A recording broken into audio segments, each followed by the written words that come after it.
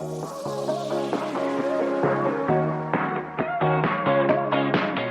guys, I'm Krista and this is my big sister Stacey and this is Sister's Social Call.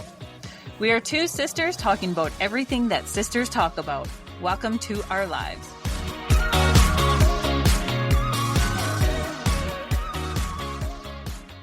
Well, hey sis. Hey sis. It was really nice seeing you on Saturday, even though it was for Auntie's celebration of life. Yeah, it was great. Like just kind of not impromptu, but it was kind of a little random seeing. But yeah, it was great. It was awesome. Part of my peaks of the week. Before we get too far into this episode, I really do want to take a minute to thank so many people who have downloaded our last episode about medical assistance in dying, and actually the most beautiful comments that we have received in direct messages. We've gotten lots of likes and shares and hugs, virtual hugs from so many people. So I just really wanted to say thank you to everybody because it has been a very special week in our world of podcasting. Definitely. There's been a lot of really, really amazing people have really reached out amazingly and had a lot of really wonderful things to say and lots of support and love. So thanks you guys to our Sister Social Call community for really showing the love right now because it really meant a lot to Stacey and I. So we're back for a little bit lighter episode this week. We are going to get back talking about gardens. Chrissy talked about her giant garden plans in episode 3. Then we talked a bit in episode 16 about yard maintenance. But today we're going to get into her garden update, tips and tricks for zone 3 and what people should be doing now and a little bit about a succession planting. So sis, why don't you give us a good old garden update? What's going on at the ranch? Okay, well, I will say just for anybody that is a gardener or who wants to grow garden or plant stuff, you're not too late. You can still get out there. You can plant bedding plants. You can still plant seeds. I wouldn't plant them too far past the end of this month, but hey, if you're listening and you're thinking to yourself, this episode's not for me because I kind of shit the bed and I didn't get my poop in a group to do this, you can. You can still participate in the garden season, and you should, because there are lots of crops out there that you can still plant. So don't let, whatever you see at the stores, I'm sure that they're already coming out with back to school stuff, to be honest, because that's how ridiculous it is out there. But still, go shop at your garden centers. They're going to be open. I know some of them will close here right after Father's Day, but some of them will stay open. If you can get some seeds, you can still plant some stuff. So don't be discouraged by this episode because truly you can get out there. So for me in the garden right now, everything is planted once. So I often do succession plant, which we will talk a little bit more about that in detail, but my entire garden is planted. It took me 4 weekends because I'm not at the ranch all the time. It basically took me 4 weekends, and mostly it took me 4 weekends because I didn't want to plant anything too early. The earliest I planted was the weekend before May Long. And on that weekend, I just planted potatoes, onions, lettuce, radishes, bunching onions, and peas. Those are crops that can handle the cool weather. So I planted those off very, very early on. Lettuce is something that can be succession planted all throughout kind of your growing season. It doesn't super love the heat. So that's one thing to keep in mind. But anyways, so I got the garden planted. Everything is in. The last thing that I just planted here was the tomato plants. I just planted them last weekend. Tomatoes love heat, so you can still get into it. And I plan to totally still succession plant some vegetables and many of my cut flowers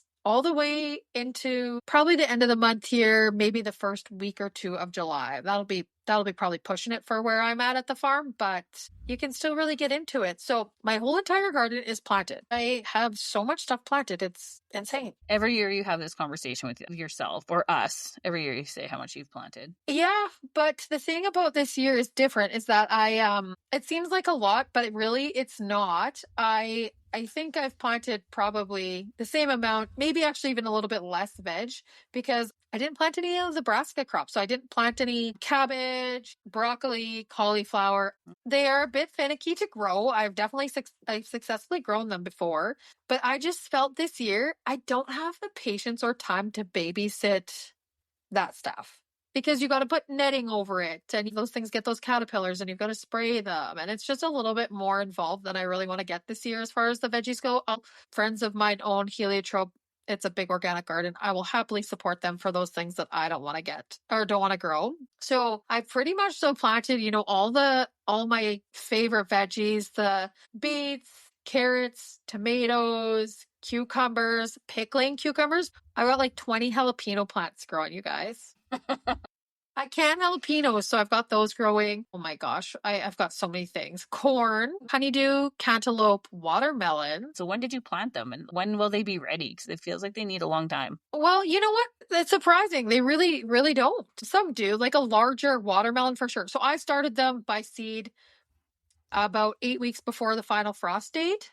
So our final frost date is May 20th, I think it's just an average, but at the farm it's May 20th in and around that time. So I always count back from there and then I start seed. But you can definitely, for the average grower, which is I probably am not your average grower. I am not above average, but I'm excessive. And so I grow a lot of my own stuff from seed. I start it in my house because it gets very expensive. When you plant a quarter of an acre of garden, buying everything from the greenhouse, it's just not affordable. You can't do it. So I started them probably about 6 to 8 weeks before, and honestly, they got trashed. I planted them out weekend after May long weekend. And we've had crazy wind, and so these plants look rough, but they don't look dead. So I hope that they rally. It's been a pretty crazy start to the growing season. So that's just the thing, you guys. You can totally go to the greenhouse and buy that stuff right now, and it isn't too late because we're just really starting summer. I had an interesting conversation. Mom and I were out plant shopping. So we went to, I know she goes by the Weekend Drive. I should have asked her name because I go to her greenhouse every year. It's in between Craven and Lumsden down that highway, and it's at Lincoln Gardens. I regret that I didn't get her name, but I will stop in there and get her name. Lovely lady. We were talking about that, how people used to always just plant their garden right now. This is the time. So we're planting earlier? Yes. She's like, people are planting so much earlier. And it has a lot, I think, to do with your Costco's, your Home Depot's, like those stores bringing in all of this product because there's like all this pressure to do things earlier, sooner, more. So, your big box stores are getting in all these plants really early, and it puts that sense of urgency in people. Well, you know what? You're not going to plant your stuff out. Like we couldn't have planted any earlier this year. So basically people that bought all their plants really early on either lost them and will have to rebuy, or they've been babysitting them and they're in and out of their garage every day, putting them out, putting them in, putting them out, putting them in. So her and I had this great conversation about how plants do far better planting them at this time. Well, that makes me feel a little bit better. As you know, I did not get very much of the green thumb from Mama. You got like 98% of it. I took it all, yeah. You surely did. And so I have 4 planters upstairs that are not planted. I bought 4 plants, literally 4 plants so far. I've bought 4 herbs and I've planted them. And so I have 3 planters upstairs that need things in them because they are looking pretty scraggly right now. So that gives me hope that I can go buy some stuff this weekend and see what happens. Yeah. The one tip I would give for if you're shopping a little later in the season, if you're buying annual bedding plants, just have a look when you pull them out of their container, just kind of have a look at what their roots are up to.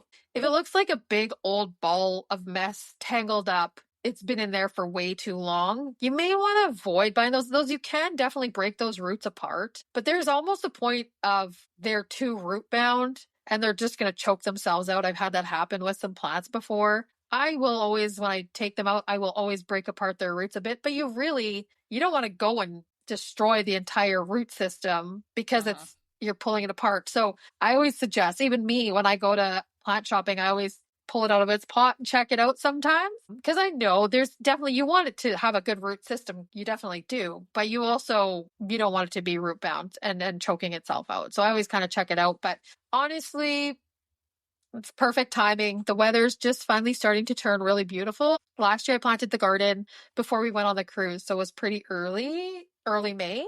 And then I had bad germination with a lot of stuff. This was what surprised me the most. My cosmos and my zinnias, the first that I planted of them last year, did terribly.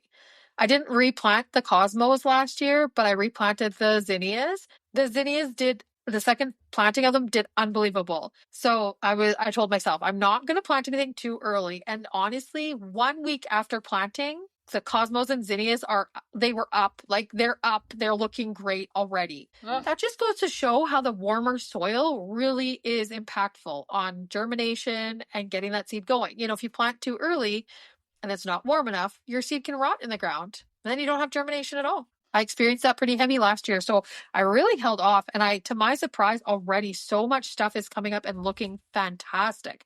The stuff I planted from seed. So super excited about that. What do you got going on in the next couple of weeks at the ranch for the garden? Do I have any garlic growing people out there?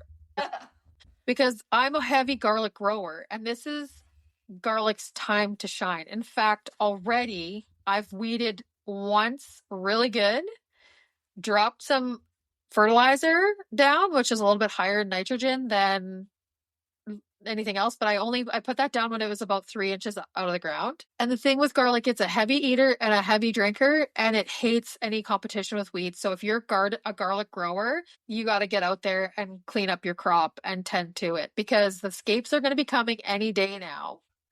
I love scapes.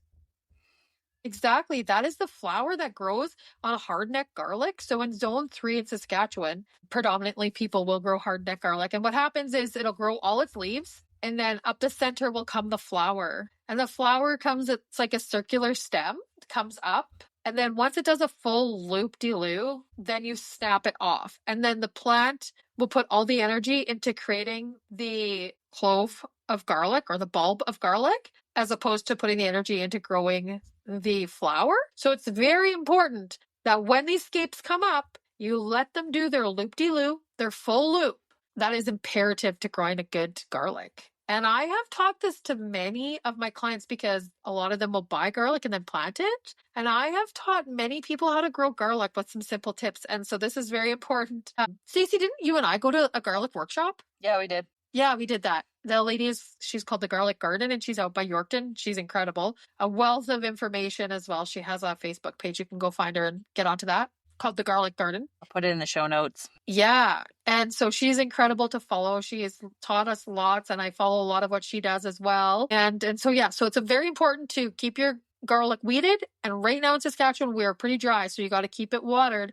They say 1 to 2 inches of water per week for garlic. So yeah, that's a very important thing that's happening in the garden right now. First and foremost, now that everything's planted, it was time to really get on the garlic. And I did a pretty good. I weeded, I fertilized, watered.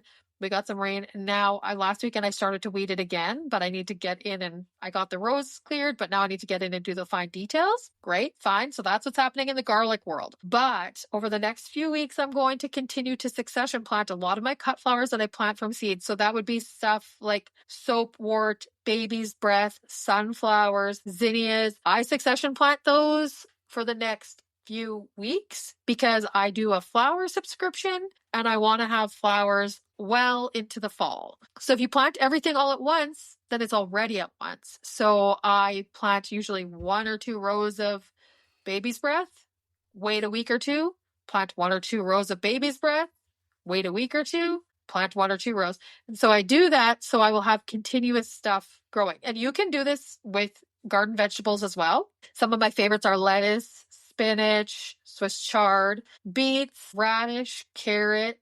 You just want to make sure if you are going to succession plant that you want to have a look on the back of the package and see how many days it is until maturity. And keep in mind, we can grow well into usually September and beginning of October. So always keep that in mind. But you can definitely succession plant veggies, flowers, wildflowers, get those planted, succession plant them up. So yeah, it is prime garden time right now, folks. This is the money time.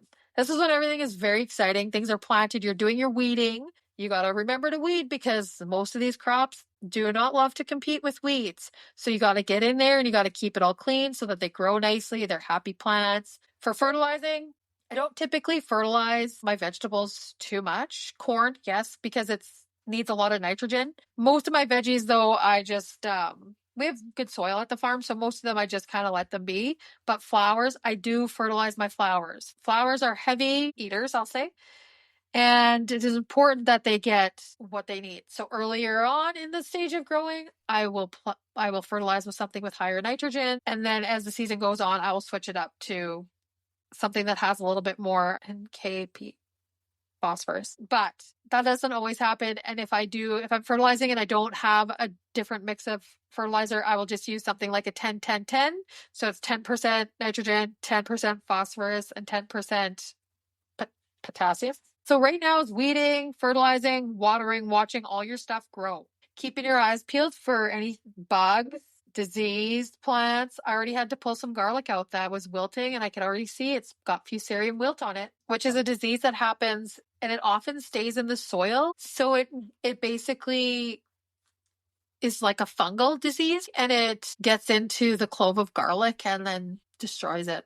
And you can tell really early on, it'll grow and then it won't grow past a certain point. And your leaves will start to really yellow. So you can often see that can happen in your onion as well. Root maggots can happen. You got to keep your eyes peeled for all that kind of stuff. I honestly don't want to overwhelm people with all this information, because if I do, they're not going to go and grow anything.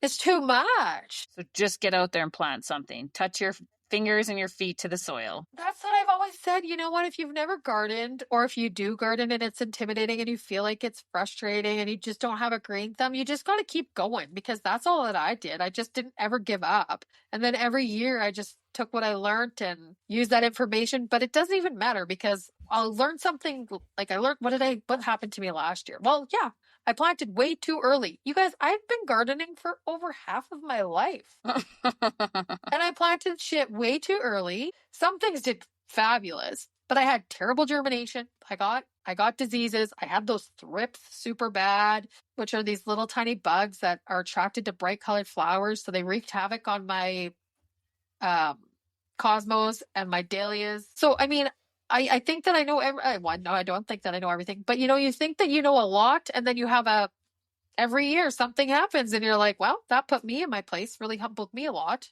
Back to the drawing board. Mm-hmm. So I just tell people, just get out there and do it. And honestly, don't be discouraged. Let me tell you, go to the local shops that are owned by local people. These people are plant freaks and love them dearly for it. But they literally want to talk to you about anything to do with growing plants. They want you to be successful. They want to tell you everything that they know. It's awesome. I'll have to do a before and after of my planting this weekend, or this in the next couple nights, because I am so embarrassed at what is currently happening in my planter boxes. Oh yeah, well, I don't plant pots at my house anymore.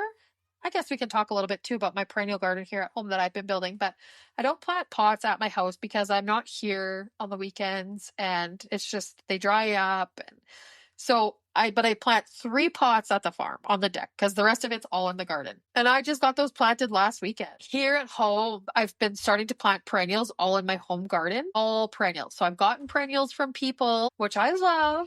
So if anybody is listening and they have any perennials that they want to split and share with me, I will gladly take any donations and put them in my garden. But for the reason being that I love when people see my garden, they're like, "Ooh, that's a beautiful flower." And I say, "Well, I got that from so and so. I got that from so and so." And I love that. I bought a lot of the perennials, but I've gotten some from many people. You don't want to be splitting your perennials too much right now. You just want to let them grow and do their thing. You could split them in the fall and divvy them up if you want to.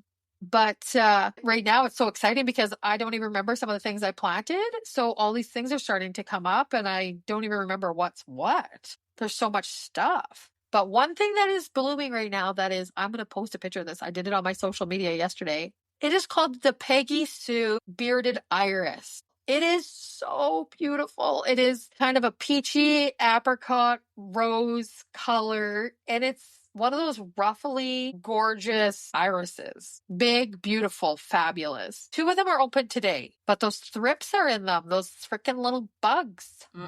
They're going to wreak havoc on the gardens this year, I can tell. Another flower that I love at this time of the year is the peonies. It doesn't matter any color. They just smell amazing. Mine are not quite ready to open. I think mine will be... There was one at the farm I thought maybe will bloom in a week, but the rest of them are pretty tightly closed still. Yeah. I was just walking downtown in Invermere, and they're like past their peak. They're so big and open and beautiful. I just buried my face into one. Oh, I absolutely love peonies too. I have tons of peony plants, but they're all really new. I planted the majority. I have about 5 at the farm, peony bushes that will produce lots of peonies, but then I bought 15 peony bush roots or 20. And I divvied them up between here and the farm. And so they're just really new. It'll take a few years before they start to have flowers on them. And then Phyllis at Beach Buds and Blooms, she gifted me a coral charm one this year. I'm very excited. I planted that at the farm. But in a few years, I will have a beautiful, beautiful array of peony plants. I love them so dearly.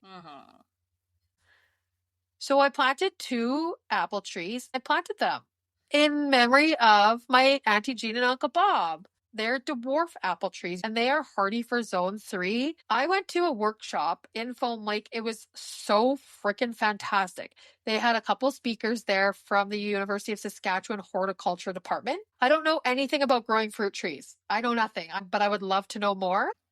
You're going to have an orchard next.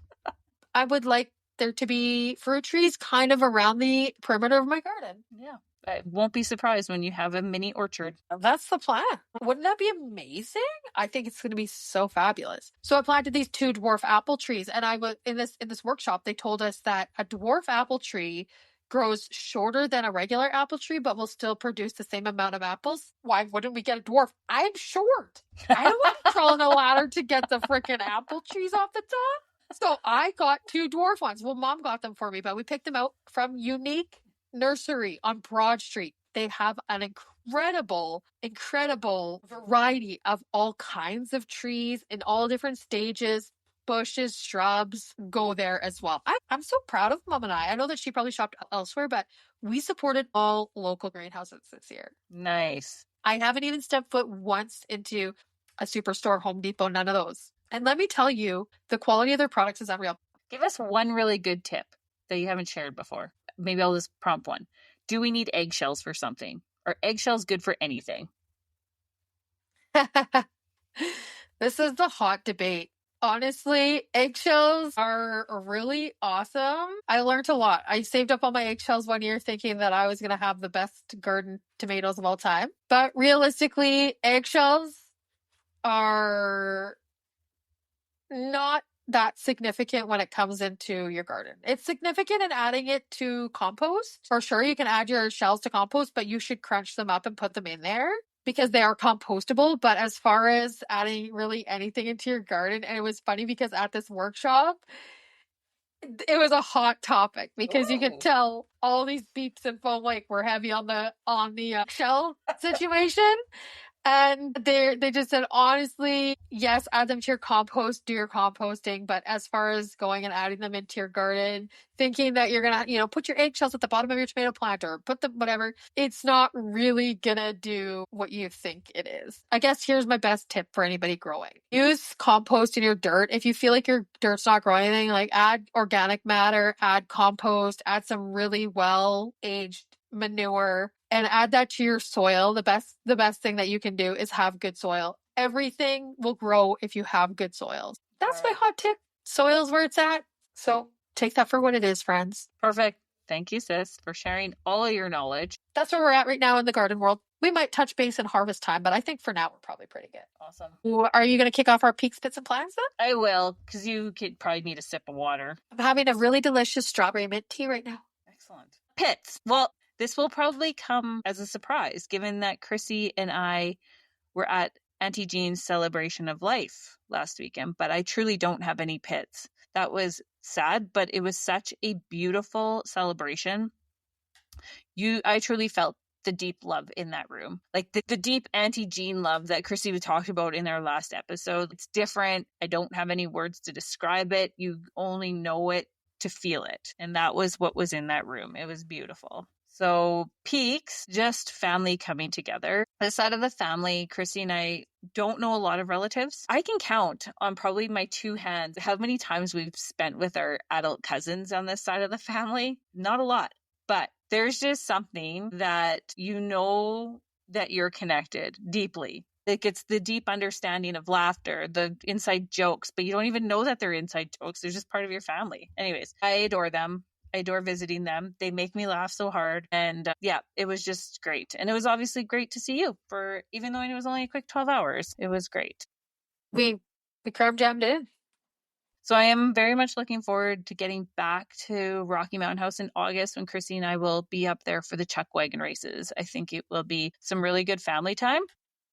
Yes. When we're up there, and probably a little bit more closure for us. Not that we're saying we're not have closure with Auntie's passing, but we'll be up there and it will be, I think, really beautiful in a different kind of way. And I know that Auntie Jean really wants us to continue this relationship. So I really want to commit to getting up there, like at least annually, just to get back to the land and get out to the family. So yeah. Other peaks, I had a cooking class with my friend Amy, who owns Tangerine and Schoolhouse in Regina.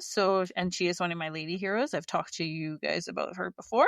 We made gazpacho and an orzo salad and some barbecue chicken. And this doesn't sound like a fancy meal, but holy cow, it was delicious. When did you do that? Sunday. Shit, I don't think I even knew that. Our friends Mark and Laura came over for supper that night. It was great.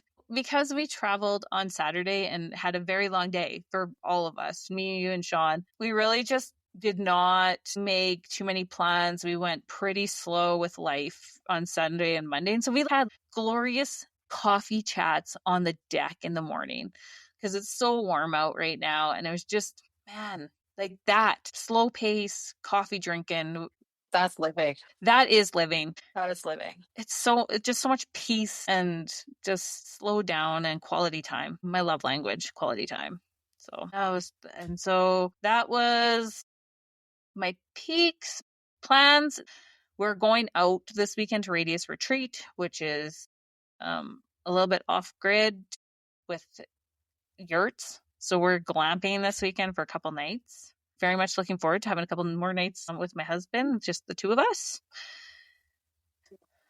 Sounds really lovely. Yeah, it will be. It's so beautiful out there. And we're actually in the nicest yurt. We don't even have to hike into it. We are truly glamping. Didn't you have to hike into it last year? Yes, we did. Sean picked the furthest away. I remember that. And it was on paper, and the kilometers from the trailhead to the yurt was not that far, like maybe a kilometer and a half. I don't even know. However, the elevation was significant, and so I had to even get off my bike to get up it. Beauty. Yeah. Anyways, how about you, sis? What are your peaks, pits, and plans? Well, my pits, I also don't have any. You kind of summed her all up there. Yeah, no real pits at all. It was, again, we had a lovely time with our family. The celebration of life could have been seen as a pit, but it's not. My peaks, definitely being with the family at Auntie's celebration of life.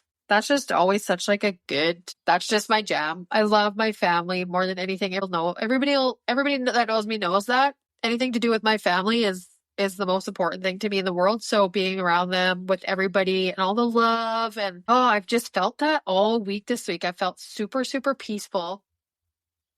And I've just felt this like warm love all week. It's just kind of been a little bit hard to explain, but I've been feeling that. That's amazing. I feel her around me very much so right now. I feel it pretty strongly. So that's cool. I love that. Seeing you and Sean, that was so awesome. That was so good. Just so good. Just everything just kind of worked out good for us. You know, you guys picked me up. It was an early pickup. Went and had a great breakfast at Cora's. We traveled to Rocky, and then we had a great time with everybody. So that was really awesome. Then planting the trees for Auntie Jean and Uncle Bob, that was a peak for sure. I thought that was really cool to do that. My plans, oh my gosh. So I'm always telling Mark, you know, we have to plan dates with each other because if we don't, we don't end up doing anything except for like hanging at the ranch. Like it's very easy to never leave the ranch, and for great reason. It's absolutely beautiful out there. So anyways, I'm usually a date planner, and so we had a conversation this and I said, you know, you gotta plan stuff too. And you know, I'll plan 1 month, you plan 1 month. We just have to do one thing. So what does he do? He bought us tickets to the Danger Cats.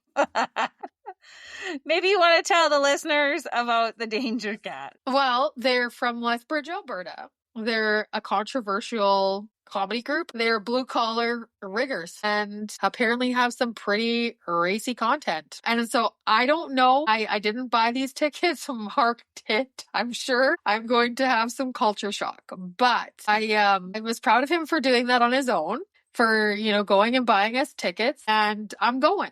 And I don't want to go with any preconceived judgment or anything. I just want to go and have a good time.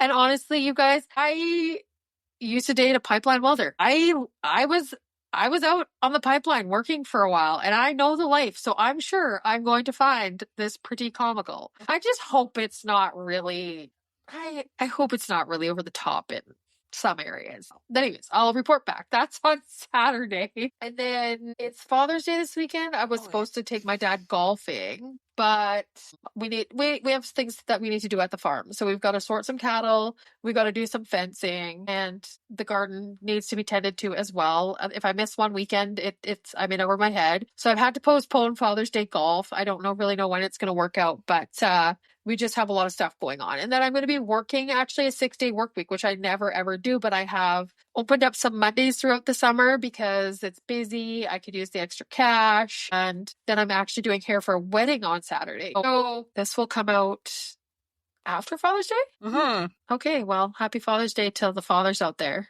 Yeah. Especially to Ed. To our father, Ed, and to our brother, Jay. Happy Father's Day to them, and to my love of my life, Mark, to him as well. So happy Father's Day, y'all.